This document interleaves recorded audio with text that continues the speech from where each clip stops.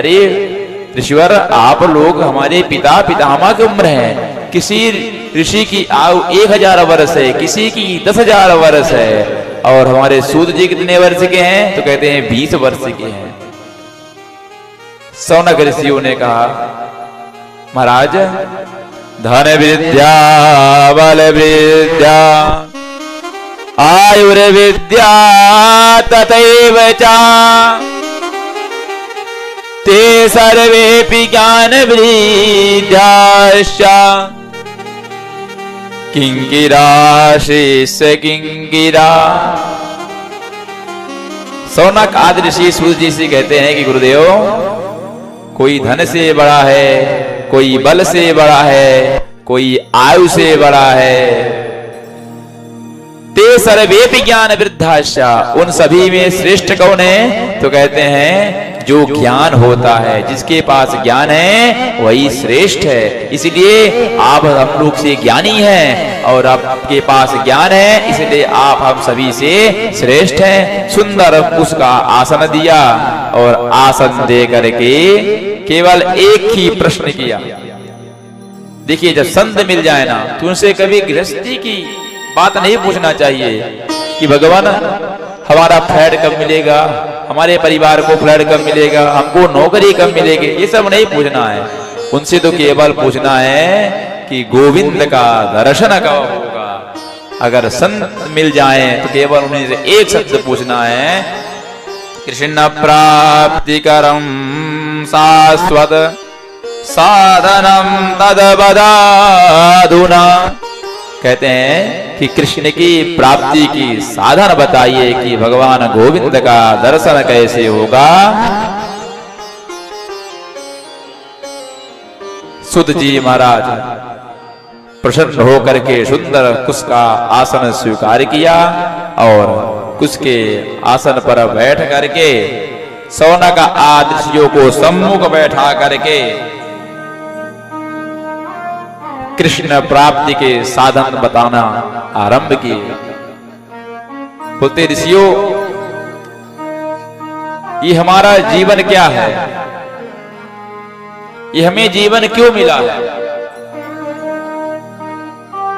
क्या जीवन में यही लिखा है कि सुबह उठ करके स्नान करना, भोजन करना, ऑफिस चले जाना, पुनः आना, मनोरंजन करना और शयन करना? क्या यही हमारे जीवन में है?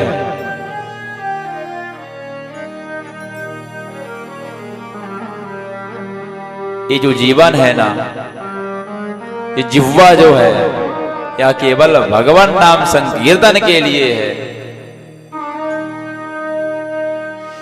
कहते हैं कि हम सब कौन हैं? तो कहते हैं काल ब्याल मुकाग्राशा तास निर्णाश ही तभी। कल्पना करिए, एक अजगर सर्प है और अजगर सर्प के जिह्वा पर हम सभी बैठे हैं। हम सभी कब तक जीवित हैं? जब तक अपना वो मुख बंद नहीं कर लेगा तब तक हम सब जीवित हैं, और जिस दिन अपना मुख वो बंद कर लेगा हम सभी लोग का प्राणांत हो जाएगा। तो ऋषियों, ये हमारा जीवन जो है ना, कालव्याल मुखग्रासा, अर्थात हम काल के मुख पर बैठे हैं।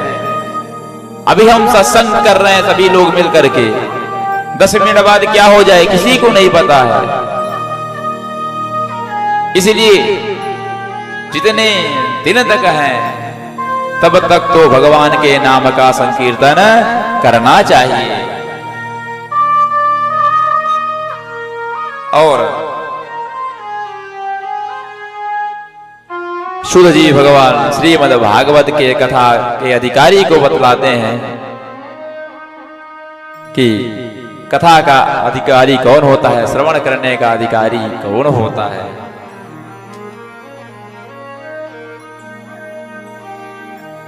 कहते हैं कि जब सुखदेव महाराज राजा परीक्षित को श्रीमद् भागवत श्रवण करा रहे थे, तभी देवताओं ने अमृत का कलश लेकर के आए और कलश लेकर के आए। बोले कि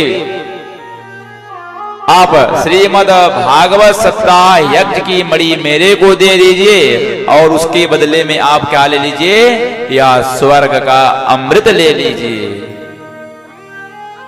महाराज सुखदेव ने देवताओं को अपनी श्रीमद् भागवत की मणि नहीं प्रदान की। देवताओं ने नाराज होकर के ब्रह्मा जी से शिकायत करने चले।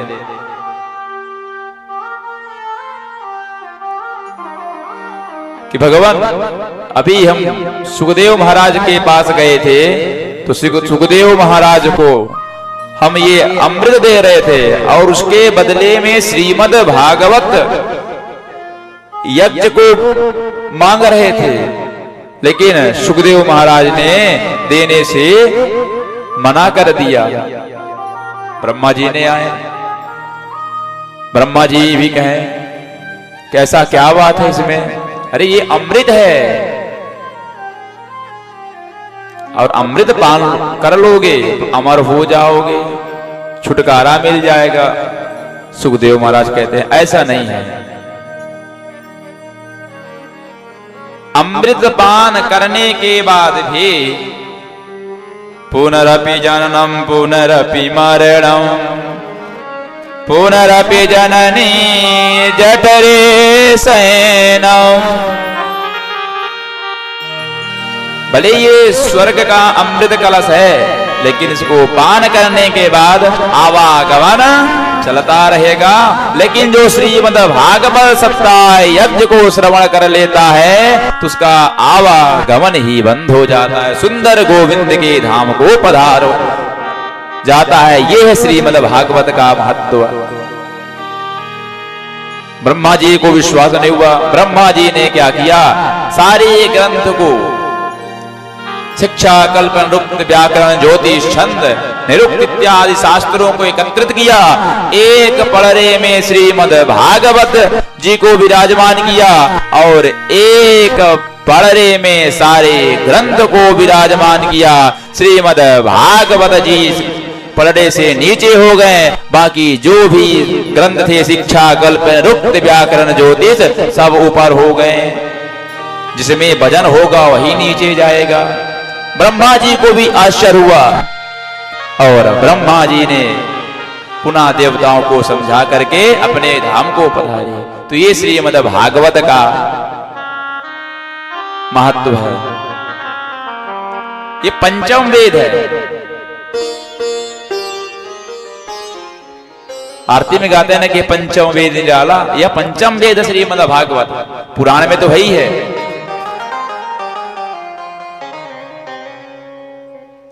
श्रीमद् भागवतोऽख्येयं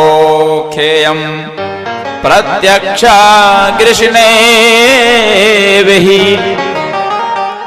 कहते हैं श्रीमद् भागवत जो है ना, ये पुस्तक नहीं है, अपितु साक्षात कृष्ण भगवान की प्राप्ति का साधन है श्रीमद् भागवत सप्ताह ज्ञान यज्ञ।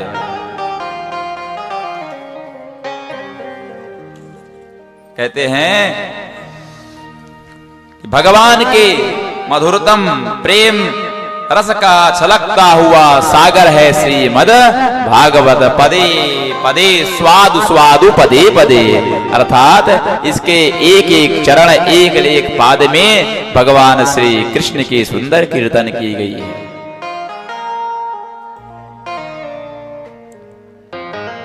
सुत जी कहते हैं कि ऋषियों, श्रीमद् भागवत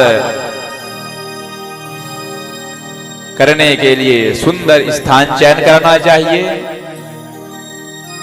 और भागवत का गान करना चाहिए,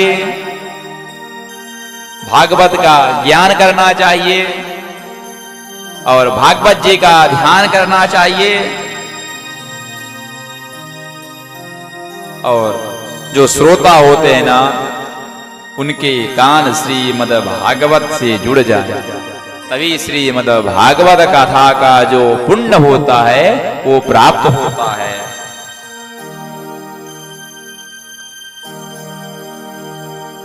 सौनकादि ऋषि बोले, गुरुदेव आप कहते हैं कि श्रीमद् भागवत के विषय में तो बता दिया, लेकिन ये सप्ताह क्या है, ये 7 दिवस की ये क्यों होती है?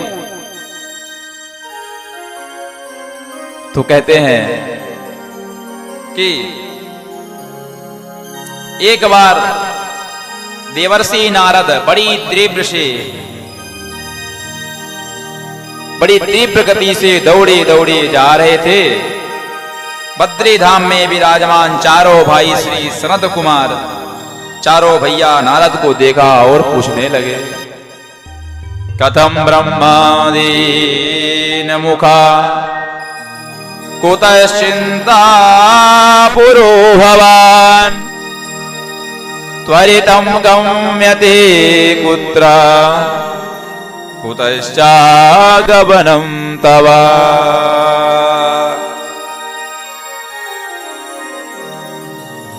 कहते भगवान,